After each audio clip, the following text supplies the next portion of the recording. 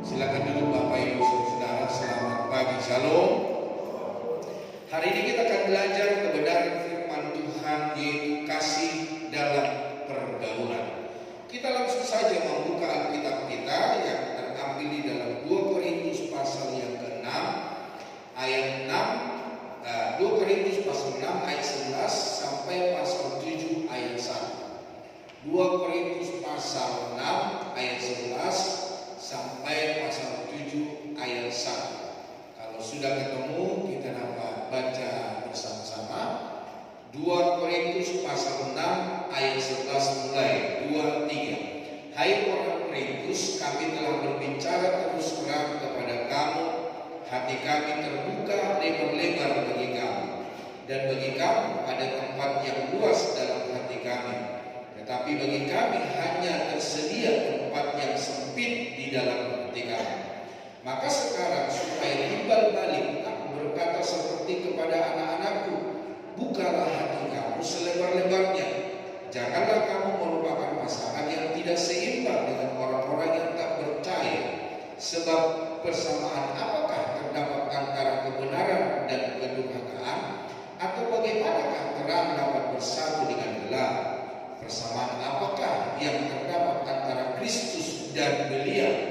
Apakah bagian bersama orang-orang percaya dengan orang-orang tak percaya? Apakah hubungan baik Allah dengan berhala? Karena kita adalah baik dari Allah yang hidup menurut firman ini. Aku akan diam bersama-sama dengan mereka dan hidup di tengah-tengah mereka. Dan aku akan menjadi Allah mereka dan mereka akan menjadi umatku. Sebab itu, keluarlah kamu dari antara mereka dan pisahkanlah dirimu dari mereka, firman Tuhan. Dan janganlah menjamah apa yang najis, maka aku akan menerima kamu dan aku akan menjadi bapamu dan kamu akan menjadi anak-anakku laki-laki dan anak-anakku perempuan. Demikianlah firman Tuhan yang Maha Kuasa. Saudara-saudaraku yang kekasih, karena kita sekarang memiliki janji-janji itu, marilah kita menyucikan diri kita dari semua pencemaran jasmani dan rohani, dan dengan demikian menyempurnakan kekudusan kita dalam takut akan Allah.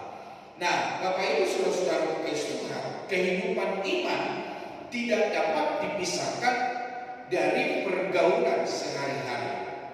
Paulus menekankan bahwa kasih harus nyata dalam relasi dengan orang lain, sekaligus menjaga kekudusan diri dari pengaruh dosa.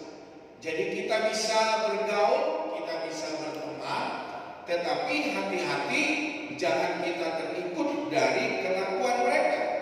Kasih dalam pergaulan sehari-hari berakar pada ajaran fundamental bahwa kasih adalah landasan utama dalam berinteraksi dengan sesama.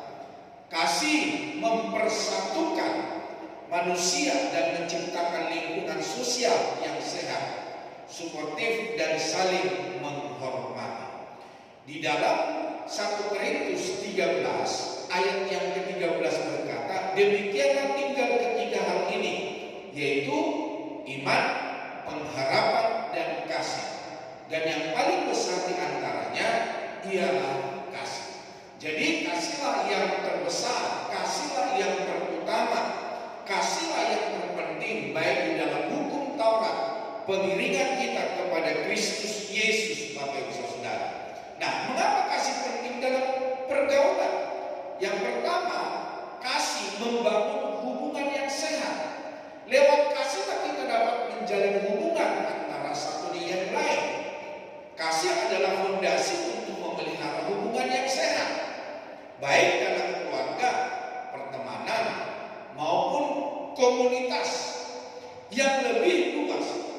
Ini mendorong terciptanya suasana saling percaya dan kerjasama.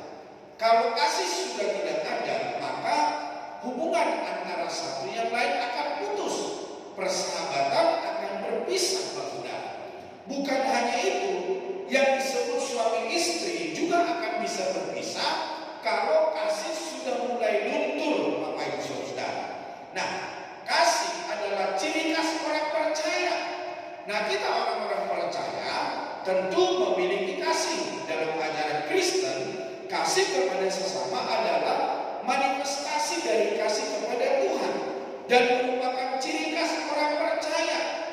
Kalau kita mengasihi sesama, kita mengasihi Tuhan. Kita mengasihi Tuhan dan kita juga mengasihi sesama. Ada orang-orang Bapak Saudara hanya mengasihi sesama, tidak mengasihi Tuhan. Karena apa? Ada embel-embelnya, ada kemauannya, ada keinginannya di balik semua itu. Kasih menghindari pergaulan buruk. Dengan didasari kasih, kita cenderung memilih pergaulan yang positif dan membangun, serta menghindari lingkungan yang dapat merusak karakter atau kebiasaan baik. Jadi Bapak Saudara, lewat kasih yang kita miliki, kita dapat menghindari pergaulan yang buruk. Supaya apa? Supaya tercipta kehidupan yang kudus dan yang berkenan kepada Tuhan. Dan kasih sumber kekuatan di masa sulit. Kehadiran sahabat atau komunitas yang penuh kasih membantu kita mengatasi stres, mengatasi duka, dan masa-masa sulit dalam hidup kita. Oleh karena kasih, orang lain bisa berinteraksi dengan kita. Oleh karena kasih, orang lain bisa peduli dengan kita. Oleh karena kasih, orang lain bisa berbagi dengan kita. Jadi kasih sangat penting di dalam hidup orang percaya. Nah, bagaimana menerapkan kasih dalam pergaulan sehari-hari? Saling mendukung dan membangun. Kita dipanggil untuk saling menasihati dan membangun dalam kasih. Ini berarti memberikan dukungan emosional dan praktis saat dibutuhkan. Di dalam Ibrani pasal 10 ayat 24 dan 25, supaya kita saling memperhatikan, supaya kita saling peduli antara satu dengan yang lain di dalam kasih Kristus. Nah, ramah dan penuh kasih mesra. Hendaklah kita bersikap ramah seorang terhadap yang lain, penuh kasih mesra dan saling mengampuni. Jadi Tuhan mengajari kita supaya kita ramah, kita penuh kasih, tapi di dalamnya ada sebuah kemesraan, ada sebuah pergaulan yang baik bagi sesama orang percaya. Nah, mendengar dengan penuh perhatian, memberikan waktu dan perhatian penuh kepada teman atau kenalan yang berbicara adalah bentuk murni dari kasih. Jadi Bapak Ibu Saudara kasih Tuhan, ketika kita memiliki kasih, maka kita mendengar dengan penuh perhatian, bukan mendengar sambil melakukan apa yang kita mau. Ada orang mendengar sambil melakukan hal-hal yang lain di dalam hidupnya. Tapi mendengar dengan kasih, melepaskan semua kegiatan dan mendengar dengan penuh perhatian. Nah, Bapak Ibu Saudara, bagaimana menerapkan kasih dalam pergaulan sehari-hari? Yaitu membantu sesama. Suami membantu istri, istri membantu suami, anak-anak membantu orang tua membantu anak-anak.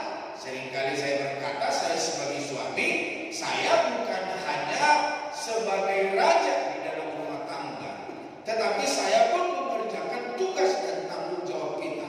Jadi hendaknya para pria-pria di tempat ini bukan hanya kita menantikan pertolongan dari istri kita, tetapi kita juga membantu pasangan kita, membantu orang tua.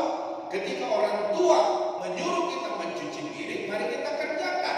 Ketika orang tua menyuruh kita untuk menyapu, mengepel, menyuci, mari kita kerjakan, Bapak Ibu Saudara. Jangan kita enak-enakan, bersantai-santai dan orang tua kita mengerjakan segala sesuatu. Apa yang diizinkan di dalam hidup kita sebetulnya itu untuk masa depan kita. Kelak kita akan berpisah dengan orang tua. Nah, tindakan nyata seperti menjenguk teman yang sakit, membantu orang yang membutuhkan, atau berdonasi adalah ekspresi kasih yang memberi. Nah, tidak membeda-bedakan. Bagaimana menerapkan kasih? Ya, tidak membeda-bedakan, Bapak Saudara. Kasih membuat kita tidak memandang status, tidak memandang harta, atau latar belakang seseorang, melainkan memperlakukan semua orang dengan hormat dan setara. Nah, selain daripada itu,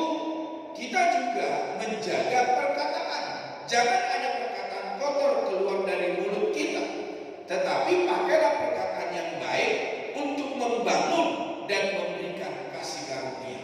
Segala sesuatu yang kita ucapkan adalah perkataan firman Tuhan. Di dalam firman Tuhan berkata, kalau kamu berbicara, biarlah kita berbicara seperti menyampaikan firman Tuhan.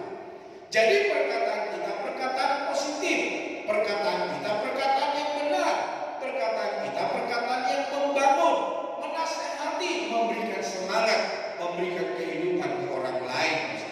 Nah, pada akhirnya pergaulan yang mendasari kasih Kristus adalah pergaulan yang sejati dan berkenan kepada Tuhan. Hal ini menciptakan hubungan yang loyal, sportif, dan membawa damai sejahtera bagi semua yang terlibat. Ada quotes berkata, sahabat yang baik tak akan menghilang saat masalah datang. Sebaliknya, dia akan menggandeng tanganmu, kemudian menghadapinya bersama-sama. Jadi sahabat kita tidak membiarkan kita dalam kesakitan, tidak membiarkan kita mengerjakan apa yang kita kerjakan, tetapi dia akan menggandeng kita dan dia akan berkata, jangan takut, aku ada bersama dengan kamu. Apalagi suami istri, apalagi orang tua dengan anak, anak dengan orang tua. Jadi hendaknya seberapa kita yang ada hari ini, supaya kita dapat menggandeng orang yang dekat dengan kita, dan kita berkata, jangan takut, engkau tidak sendiri. Nah, hubungan dengan sesama tergambar dalam beberapa sikap berikut. Yang pertama, sikap terbuka dengan rekan seiman. Paulus membuka hati kepada jemaat Korintus. Nah, di dalam pasal yang ke-6 tadi dikatakan, di dalam ayat yang pasal 7 ayat yang pertama itu, di mana dikatakan di situ, karena kamu tahu bahwa jika pasal 7, saudara-saudara yang kekasih, karena kita sekarang memiliki janji-janji itu, marilah kita menyucikan diri kita dari semua pencemaran jasmani dan rohani, dan dengan demikian menyempurnakan kekudusan kita dalam takut akan Allah. Nah, Paulus membuka hati kepada jemaat Korintus dengan kasih. Hal ini menunjukkan hubungan yang erat di antara mereka. Namun Bapak Ibu Saudara kekasih Tuhan, Paulus berkata, marilah Bapak Ibu Saudara buka hati untuk kami. Jadi Bapak Ibu Saudara kekasih Tuhan, dalam komunitas iman, keterbukaan dan kejujuran akan mempererat persaudaraan. Diperlukan kelapangan hati dan usaha berkelanjutan untuk menjadi terbuka di dalam komunitas orang percaya. Nah, membuka diri untuk pertumbuhan bersama. Kehidupan iman seringkali dianalogikan dengan perjalanan. Dalam perjalanan ini kita tidak dirancang untuk berjalan sendirian. Nah, Tuhan memanggil kita ke dalam persekutuan, yaitu tubuh Kristus, di mana setiap anggota saling membutuhkan. Salah satu pilar penting dalam persekutuan yang sehat adalah sikap keterbukaan. Jadi pentingnya keterbukaan di dalam hidup kita. Keterbukaan bukanlah sekedar berbagi cerita biasa, tetapi kesediaan untuk menunjukkan kelemahan, pergumulan, bahkan dosa kita kepada rekan seiman yang terpercaya. Kalau kita terbuka satu, maka pulihlah satu. Kalau kita terbuka dua, maka pulihlah dua. Kalau kita terbuka setengah ruangan ini, maka setengah ruangan akan pulih di dalam hidup kita. Nah, kalau kita terbuka seluruh ruangan ini, maka seluruh ruangan ini juga akan pulih di hadapan Tuhan. Jadi Bapak Ibu Saudara, marilah terbuka kepada orang yang Bapak Ibu percayai. Salah satu yang dikerjakan di dalam kekristenan supaya kita dapat menceritakan apa yang menjadi masalah, apa yang menjadi persoalan. Ada beberapa jemaat yang terbuka kepada saya dari masalah persoalan, dan hari ini saya berkata kepada dia bahwa dia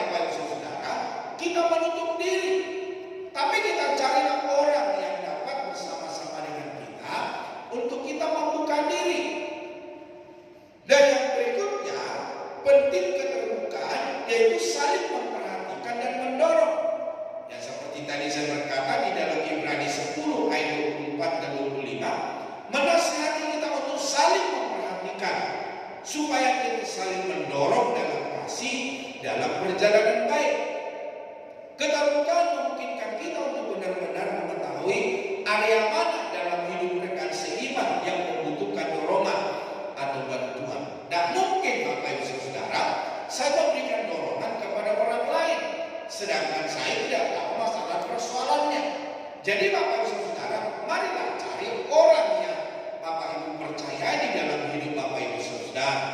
Dan saya mau berkata hari ini, saya siap menjadi teman Bapak Ibu Saudara.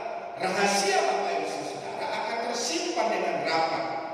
Nah Bapak Ibu Saudara, pentingnya keterbukaan yaitu dalam ketajaman rohani. Dalam Amsal 27 ayat 17 menyatakan, besi menajamkan besi, orang menajamkan sesamanya.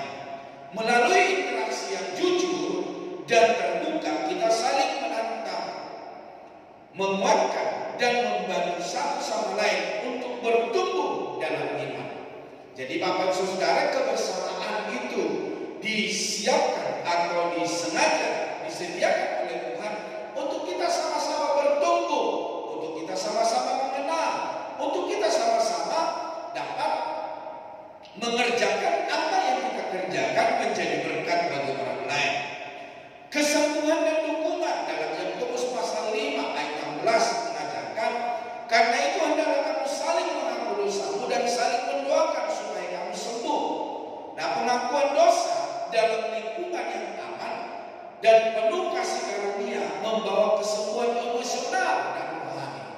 Bapak Ibu Saudara kekasih Tuhan, jangan sampai ketika ada orang lain mengaku dosa kepada Bapak Ibu Saudara, dan itu jalan Bapak Ibu Saudara membongkar rahasia orang. Bapak Ibu saksikan di jemaat, Bapak Ibu memperkatakannya kepada banyak orang. Tetapi hari ini Bapak Saudara kekasih Tuhan, ketika ada orang yang terbuka kepada kita berdiam diri, kita memberikan nasihat, kita memberikan dorongan sehingga mereka dipulihkan oleh Tuhan. Nah, ada tantangan dan resiko. Bersikap terbuka memang mengandung resiko. Ada kemungkinan disalahpahami atau dikecewakan. Namun resiko ini diperkenan Tuhan untuk menyempurnakan pribadi kita masing-masing. Rekan seiman yang Tuhan berikan adalah pribadi istimewa yang dapat menjadi rekan dan penasehat bijak. Jadi Bapak Ibu Saudara, marilah kita mewujudkan di dalam kerohanian keimanan kita. Nah, wujud sikap terbuka. Sikap terbuka diwujudkan melalui kejujuran. Berani mengakui kelemahan dan kegagalan diri sendiri. Memiliki kerendahan hati, tidak berpura-pura sempurna atau menonjol diri. Menggunakan perkataan yang baik untuk membangun iman rekan seiman, bukan menjatuhkan, bukan memojokkan, bukan mendiskreditkan. Namun juga wujud sikap terbuka, kita memiliki kasih melandasi setiap interaksi dengan kasih Kristus. Siap mengampuni, siap menerima, sebagaimana Kristus telah mengampuni kita. Kristus telah menerima kita. Nah, penerapan dalam kehidupan sehari-hari, sudahkah kita membuka diri kepada rekan seiman kita? Sudahkah kita terbuka dengan orang-orang komunitas kita? Apakah kita memiliki komunitas yang aman di mana kita bisa jujur tentang pergumulan kita? Atau kita tertutup? Atau kita menyelesaikan masalah kita sendiri? Mulai dari langkah kecil, jalin pergaulan yang akrab dan izinkan orang lain untuk mendukung kita dalam doa dan nasihat. Dengan bersikap terbuka, kita tidak hanya bertumbuh secara pribadi, tetapi juga memperkuat kesatuan tubuh Kristus dan menjadi bukti nyata kasih Allah yang pengasih di dunia ini. Nah, ada quotes yang berkata, persekutuan adalah tempat kasih karunia, di mana kesalahan tidak dipoles melainkan dihapus. Setiap kesalahan yang kita perbuat bukan dipoles-poles, bukan malah ditambah-tambah, namun seharusnya kita harus hapuskan, kita selesaikan. Persekutuan terjadi ketika belas kasihan mengalahkan keadilan. Yang kedua, Bapak Saudara, sikap tertutup dengan kegelapan. Dalam ayat 14 sampai ayat 16, kita melihat dalam 14 sampai 16 dikatakan, janganlah kamu merupakan pasangan yang tidak seimbang dengan orang-orang tak percaya, sebab persamaan apakah terdapat antara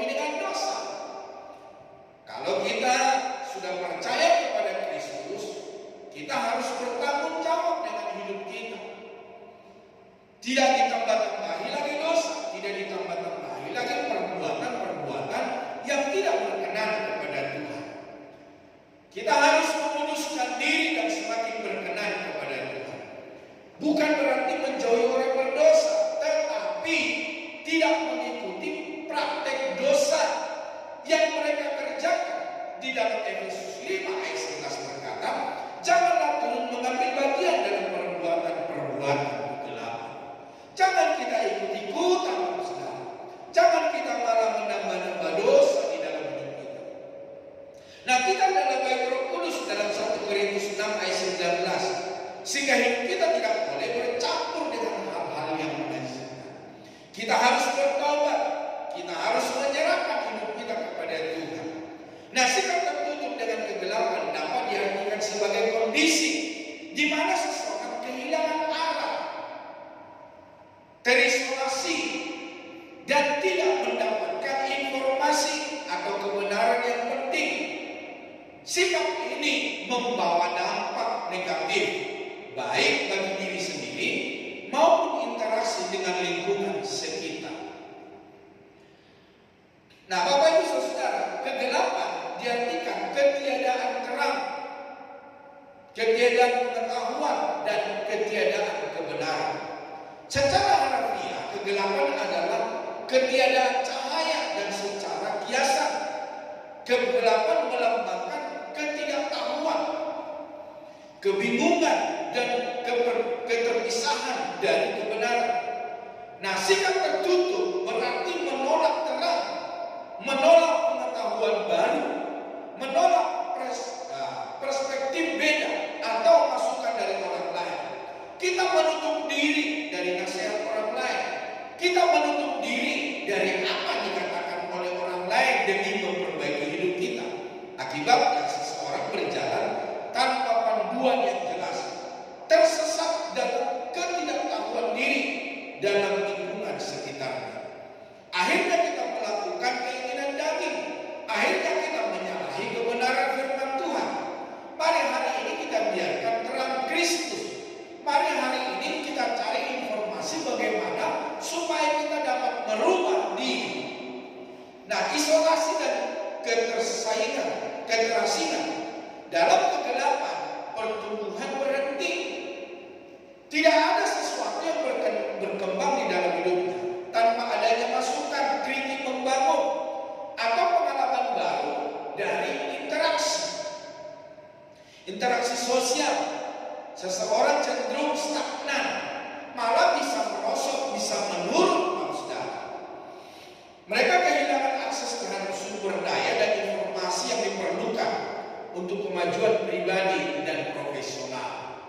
Jadi Bapak Ibu Saudara, jangan biarkan hidupmu terisolasi, tapi biarlah kita mencari bagaimana supaya kita dapat berubah, bagaimana kita supaya serupa dan segambar dengan Kristus. Nah, yang berikutnya, stagnasi, ketidakmampuan untuk bertumbuh. Dalam kegelapan, pertumbuhan berhenti tanpa adanya masukan, kritik membangun, atau pengalaman baru dari interaksi sosial. Seseorang cenderung stagnan, atau seperti tadi saya berkata, bisa menurun, saudara. Mereka kehilangan akses terhadap sumber daya dan informasi yang diperlukan untuk kemajuan pribadi dan profesional. Jadi Bapak Saudara, jangan biarkan hidupmu tidak menerima bagian bagaimana supaya bertumbuh di dalam Kristus. Nah, ada yang disebut dengan ketakutan akan kerentanan. Sikap tertutup seringkali berasal dari ketakutan akan kerentanan atau penolakan. Orang yang tertutup mungkin merasa aman dalam kegelapan mereka, terlindung dari resiko disakiti atau dihakimi. Namun, keamanan palsu ini menghalangi kemampuan mereka untuk diajar, untuk bertumbuh, untuk mengenal Kristus dan mengalami kedalaman hubungan yang sejati. Jadi Bapak Saudara Kristus Tuhan, saya suka berkata, jangan takut. Saya siap menjadi teman Bapak Ibu Saudara.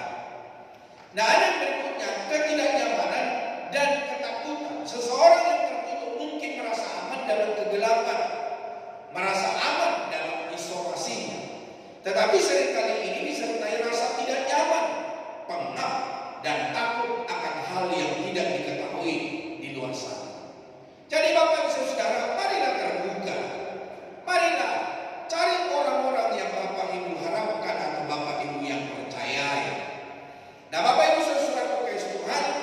simbol hal negatif.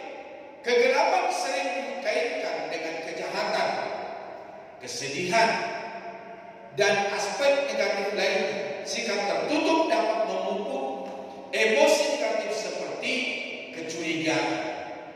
Jadi orang bisa curiga dengan apa yang Bapak Ibu lakukan, atau kepahitan, atau keputusasaan, atau menjauhkan diri dari harapan dan kebahagiaan. Nah, Bapak Ibu Saudara, yang berikutnya penghukuman atau konsekuensi. Dalam beberapa renungan spiritual, kegelapan adalah tempat penghukuman atau konsekuensi menolak terang atau kebenaran atau kebaikan. Sikap tertutup bisa menjadi hukuman yang dipaksakan, di mana seseorang kehilangan kesempatan untuk bertumbuh dan terhubung dengan Kristus. Nah, ada jalan menuju terang, Bapak Saudara. Satu-satunya cara untuk meledakkan kegelapan adalah dengan mendatangkan terang, membiarkan terang itu menerangi hati kita yang gelap, hati kita yang tertutup, perilaku kita yang bengkok, perbuatan kita yang tidak berkenan kepada Tuhan. Nah, jalan menuju terang yaitu membangun kepercayaan. Mulailah membangun kepercayaan secara perlahan dengan orang-orang terdekat. Mulailah membuka diri secara bertahap. Beranikan diri untuk berbagi sedikit demi sedikit tentang perasaan dan kehidupan pribadi Bapak Ibu Saudara. Dan juga mencari pengetahuan, aktif mencari informasi dan kebenaran, baik melalui pembelajaran maupun interaksi dengan orang lain. Siapapun kita hari ini yang ada, Saudara, kita butuh orang lain. Orang lain dapat menyegarkan diri, orang lain dapat menuntun kita. Menerima kerentanan, sadari bahwa menjadi rentan bukanlah kelemahan, melainkan bagian dari proses menjadi manusia yang utuh dan terhubung. Nah, jalan menuju terang mengakui kegelapan. Langkah pertama adalah mengakui adanya sikap tertutup atau isolasi dalam diri kita. Keberanian diperlukan untuk melihat kegelapan diri sendiri. Jangan biarkan kegelapan itu terus menutupi diri. Terang melambangkan keterbukaan, kejujuran, kasih dan pengharapan. Terang menyingkapkan segala sesuatu yang tersembunyi oleh kegelapan. Jadi Bapak Ibu Saudara kasih Tuhan, biarkanlah terang itu bekerja di dalam hidupmu. Nah, terang itu memilih untuk berubah. Kita memiliki kebiasaan atau kebebasan untuk memilih terang daripada kegelapan. Ini berarti mengambil langkah berani untuk membuka diri, berani untuk berkata benar, berani untuk berkata iya. Ini berarti mengambil langkah berani untuk membuka diri meskipun sulit. Caranya, Bapak Saudara, bisa melalui interaksi sosial yang sehat, mencari dukungan, atau membiarkan nilai-nilai positif membimbing kita. Nah, menjadi cahaya bagi orang lain dengan keluar dari sikap tertutup, kita tidak hanya menemukan cahaya bagi diri sendiri, tetapi juga bisa menjadi sumber cahaya atau menjadi inspirasi bagi orang lain, menjadi berkat bagi orang lain. Dan yang mungkin mengalami kegelapan serupa, akhirnya kita dipulihkan, dibaharui, dan menuruti kehendak Tuhan. Meskipun sikap tertutup menawarkan perlindungan sesaat, ia membatasi potensi diri dan menjauhkan kita dari kehidupan yang penuh dan bermakna. Memilih untuk membuka diri adalah memilih untuk hidup di dalam terang. Jadi hari ini Bapak Saudara, seberapa kita ada, marilah kita hidup di dalam terang. Kita biarkan terang Kristus yang menerangi hati kita, yang menerangi perbuatan kita. Jangan biarkan hidupmu tertutup, jangan biarkan hidupmu dalam kegelapan, tapi biarlah kita hidup di dalam terang Kristus. Nah, yang ketiga, yang terakhir, sikap hati-hati dengan pencemaran. Paulus menegaskan perlunya membersihkan diri dari segala pencemaran tubuh dan roh. Nah, dosa sekecil apapun jika dibiarkan akan merusak kehidupan rohani. Dikatakan dalam firman Tuhan Galatia 5 ayat 9, sedikit lagi membuat seluruh adonan mengembang. Hidup kudus bukanlah pilihan tambahan, melainkan kehendak Allah bagi semua orang percaya. Jadi Bapak Saudara Tuhan, biarlah kita memiliki hidup kudus, dan hidup kudus bukanlah pilihan tambahan. Jangan sampai kita berkata, gak mungkin saya bisa hidup kudus. Firman Tuhan berkata, firman Tuhan oleh Roh Kudus yang memampukan kita untuk kita hidup di dalam kekudusan.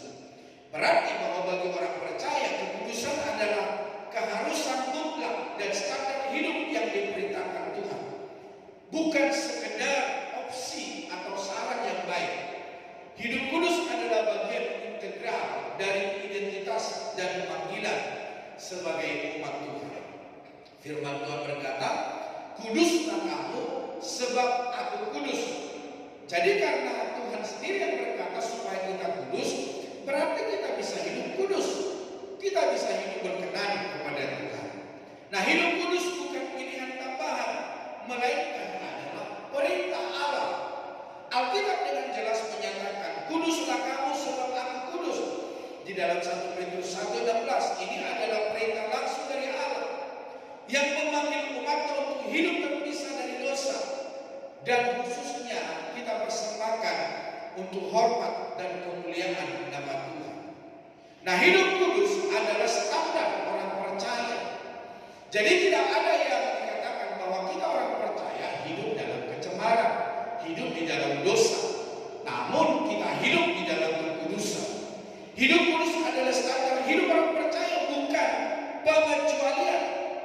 Hal ini menunjukkan bahwa kekudusan adalah bukti nyata dari keselamatan dan tanda bahwa Roh Kudus berdiam di dalam diri seseorang. Apalagi kita berkata bahwa kita telah dipenuhi oleh Roh Kudus, namun Bapak Saudara, mulut kita tak kudus, perbuatan kita tak kudus, standar hidup kita tidak kudus. Kita berkata masih bisa melakukan dosa, kita melakukan hal-hal yang tidak berkenan kepada Tuhan.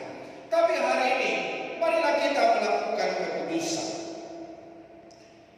memungkinkan persekutuan dengan Tuhan lewat kekudusan, memungkinkan orang percaya untuk memiliki persekutuan yang erat, intim dengan Tuhan. Dan dosa memisahkan manusia dari Allah yang kudus, sehingga hidup kudus diperlukan untuk memelihara hubungan tersebut. Nah, hidup kudus anugerah dan kuasa Roh Kudus. Hidup kudus bukanlah hasil dan usaha manusia semata. Kita tidak bisa untuk berusaha supaya kita menjadi kudus. Kita tidak bisa berusaha untuk kita bisa berkenan kepada Tuhan. Dan Roh Kudus akan menganugerahkan bagi kita